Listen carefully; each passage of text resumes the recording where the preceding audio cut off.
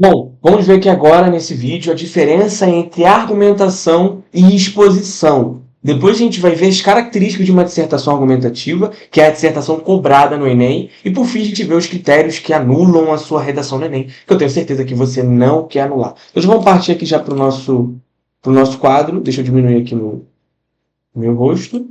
E a gente já parte já para o quadrinho, porque aqui a gente é assim. Beleza.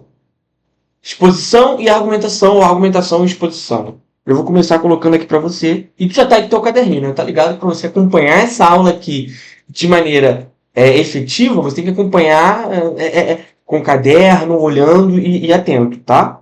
Bora lá, exposição. A exposição, como você já sabe, ela serve para expor. Tá no nome, cara. Eu falo língua portuguesa, tu bate na cabeça e fala que tem lógica, porque tem lógica, o nome te ajuda. Então, a gente vai colocar aqui, para facilitar a tua vida, que seria a exposição para expor fatos, não é? Expor fatos.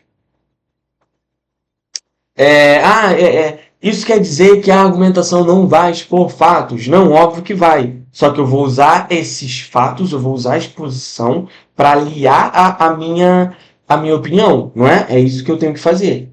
Aqui é diferente, na exposição eu só vou colocar fatos, eu nunca vou deixar a minha opinião.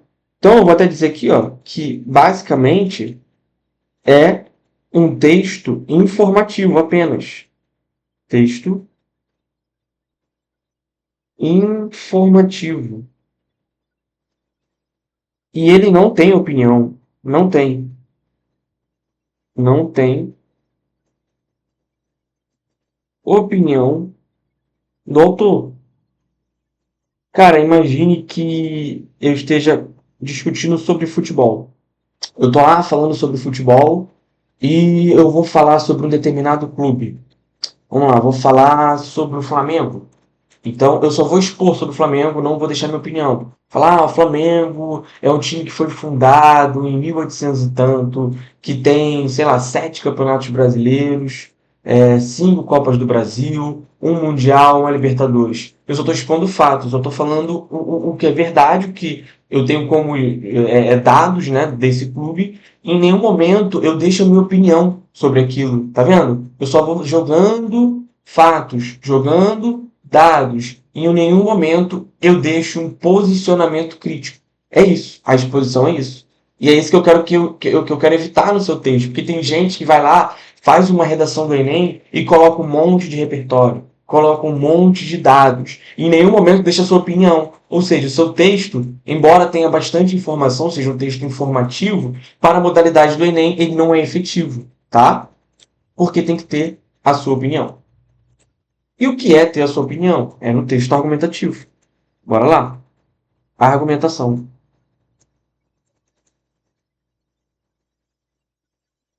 Argumentação. Que é justamente o nosso objetivo aqui no curso, tá? É que você faça a dissertação argumentativa. Aqui, de fato, você vai ter uma tese. Eu quero que você entenda a tese como opinião. E que você entenda a opinião, nesse caso aqui do Enem, como uma crítica central. Quando eu deixo uma crítica, eu de fato tenho aqui a minha opinião, não é? Quando eu estou criticando alguma coisa, tá ali minha opinião. Lembra que eu falei com você lá no último vídeo? O que é uma dissertação? A dissertação, ela é um comentário. Então imagina tu lá comentando alguma coisa, sei lá, um comentário político lá, você está no meio do Twitter de um político, vou partir com a polêmica, hein? Tá no meio de comentário de um político, e você vai deixar ali o seu comentário, deixando o seu ponto de vista.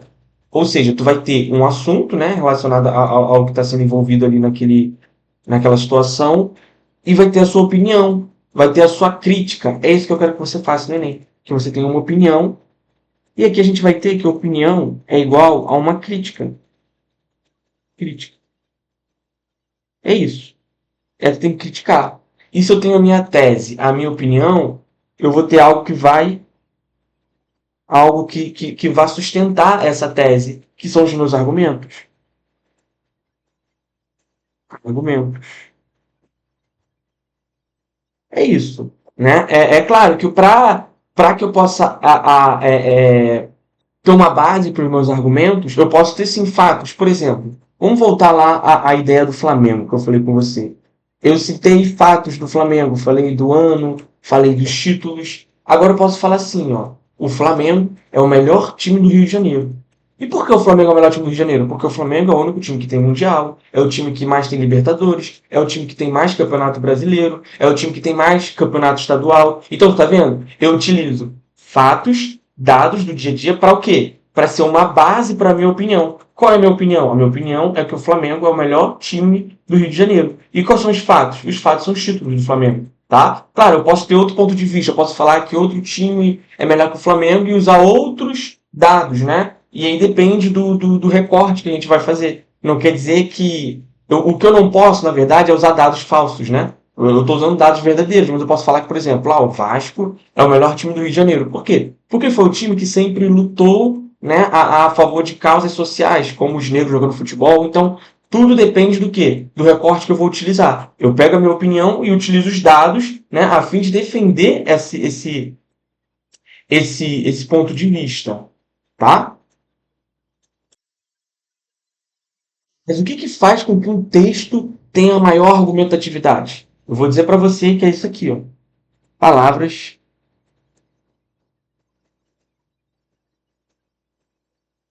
palavras com juízo de valor. O que são palavras com juízo de valor? Eu já falei para você rapidamente lá no último vídeo. São palavras que expressam o meu ponto de vista. Bora ver aqui um exemplo. Bora ver aqui um exemplo.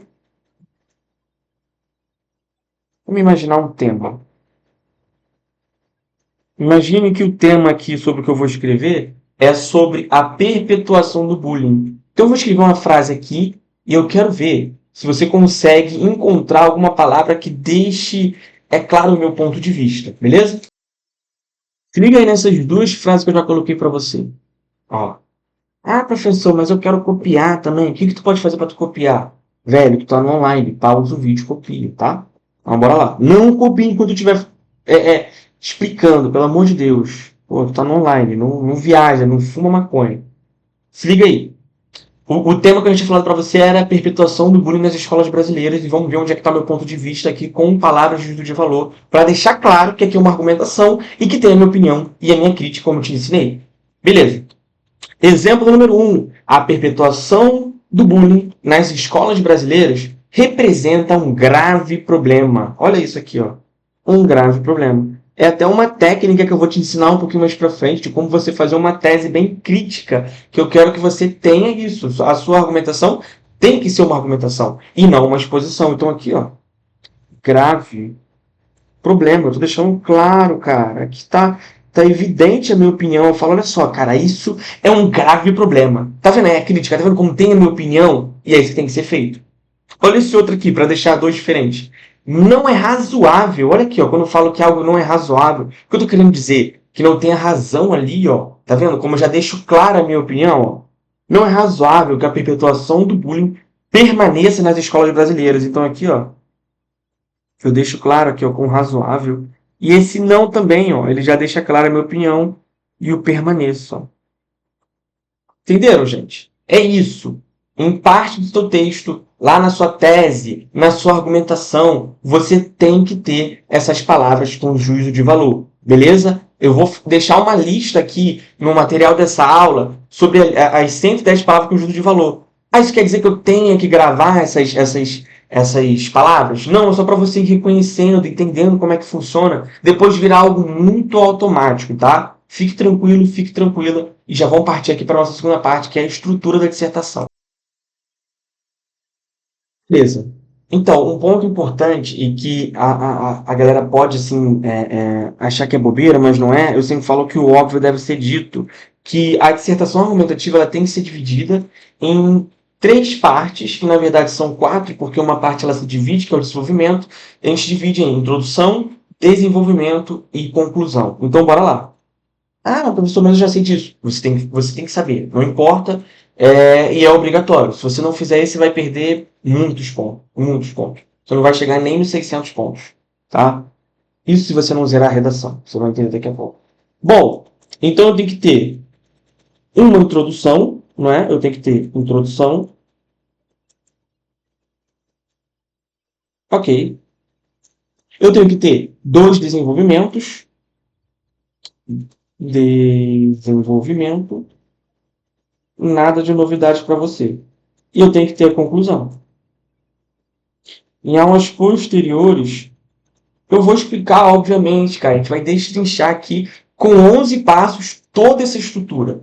Toda essa estrutura, pouco a pouco, porque não adianta a gente acelerar. Mas o que eu vou colocar para você agora, que você sempre me pergunta, é a quantidade de linhas. E sim, isso é importante, para que você consiga organizar o seu texto e que fique tudo ali em um tamanho parecido, que também é importante. Tá, então quantas linhas a introdução tem que ter mais ou menos?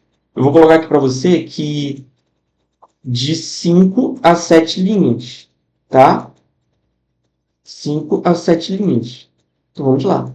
5 a 7 linhas.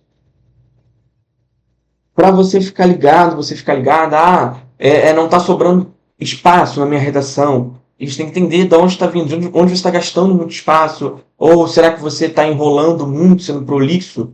Tem que ver isso. O desenvolvimento, eu vou dizer para você que é de 7 a 9 linhas. Eu gosto de 8, tá? Eu gosto de 8. A conclusão no modelo Enem, ela fica um pouquinho maior, porque tem uma coisa chamada proposta de intervenção e que tem um valor muito grande na redação. Muito grande ali, vale 200 pontos e acaba ficando um pouquinho maior essa introdução. Então eu vou dizer que ela fica aqui mais ou menos de 7, no modelo que eu vou te passar, a 8 linhas. Bom, sobre estrutura é isso que você precisa saber, tá? Quando a gente for entrar mais nessa estrutura, eu vou explicar qual é o objetivo da introdução, qual é o objetivo do desenvolvimento e qual é o objetivo da conclusão, o que a gente tem que fazer ali dentro, quais são as boas práticas, como ter uma introdução nota 1000, tudo isso. Relaxa, fica tranquilo que isso está de boa, tá? Agora a gente vai partir para a última parte desse vídeo, que é como não zerar a redação, né? Ninguém quer zerar a redação, né? Se você zerar a sua redação, qual vai ser o impacto? Infelizmente, você vai perder todo o seu ano, tudo que você estudou lá em matemática, biologia, português, história, porque zerou a redação, você não passa em nenhum curso. Então, o primeiro objetivo é a gente sair da lama, né? A gente sai do zero para ir avançando. Né? Tudo que eu estou falando aqui são conceitos iniciais. Seria como não fazer uma cagada no Enem. Esse é o objetivo. Então, vamos partir agora para a parte número 3, que é o que faz a sua redação zerar, beleza? Se liga aí, ó. Critérios de anulação da sua redação do Enem. Então, bora lá. Primeiro critério, texto com menos de 7 linhas. Isso com certeza você não vai ter, né, monstro? Na verdade, aqui com o que a gente vai te ensinando, o método, geralmente, no início o meu aluno ele chega falando, cara, eu não consigo escrever, eu não tenho ideias. E depois, na verdade, começa a faltar linhas. Faltam linhas, aí ele me pergunta, quantas linhas tem que ter cada um? Eu já te mostrei ali, tu já tá ligado. Lá na frente você vai perceber que isso vai ser importante, tá? Então, relaxa, não tem problema. Textos assinados ou rubricados na área do texto. Pelo amor de Deus, cara, não assina fora. Tem gente que vai lá e acha que é para assinar dentro da área do texto. Se você fizer isso, você vai zerar a redação. Texto com desenhos. Cara, às vezes o aluno vai lá, ele tem um espaço vazio, ele não tem mais o que fazer, ele está esperando o tempo passar. Isso acontece às vezes. E ele vai lá e faz isso aqui, ó. Ele vai lá e faz um desenho na redação. E o que acontece com ele? Ele zera a redação. Porque o Enem entende que ele está tentando uma identificação com algum corretor. E aí o corretor estaria meio que ali junto com ele e daria uma nota inadequada, tá? Então, atenção com isso, pelo amor de Deus. Não faça desenho no seu texto. D. Textos que não seguem o padrão dissertativo ou argumentativo. Aí, ó o que eu te falei, como é importante. O cara vai lá na redação do Enem e resolve fazer uma narração, ele resolve contar uma história. O que vai acontecer para ele? Zero. Não pode, cara, não pode. Tem que seguir o padrão dissertativo argumentativo. Com introdução, desenvolvimento, conclusão. deixando ali o seu ponto de vista, seguindo a tipologia argumentativa, tá? Textos com cópias gente, tem isso aqui, literais. Literais, tá? A gente vai ter uma aula de como utilizar o texto motivador. O que você não pode é ter uma cópia literal. Você pegar, copiar, escrever exatamente o que está ali, ok? Beleza? Então é isso, texto com cópias literais dos textos motivadores você também zera. F, texto com elementos desalinhados com o tema proposto pela banca. Cara, um cara foi lá, ele escreveu o texto dele direitinho, né? Ele foi lá, escreveu introdução, desenvolvimento. Aí no desenvolvimento 2, ele colocou uma receita de miojo. O que aconteceu com ele? Na época, ele não zerou a redação, porque não existia esse critério, mas aí criaram esse critério. Então, no meio do texto, não pode ter algo desalinhado, né? Você vai lá, coloca uma bula, não sei. Qualquer coisa, não pode. É só seguir o proposto. Geralmente, isso aqui não dá dificuldade. G. Textos com sinais gráficos totalmente desconectados e sem função na redação. Olha aqui esse exemplo, ó. Aqui. Vê aí. Eu posso usar uma interrogação no meu texto do Enem? Posso. Posso. Não vou dizer para você que é o melhor, as melhores das estratégias, mas você pode, né? Se tiver função. Agora, qual é a função dessa interrogação aqui, ó?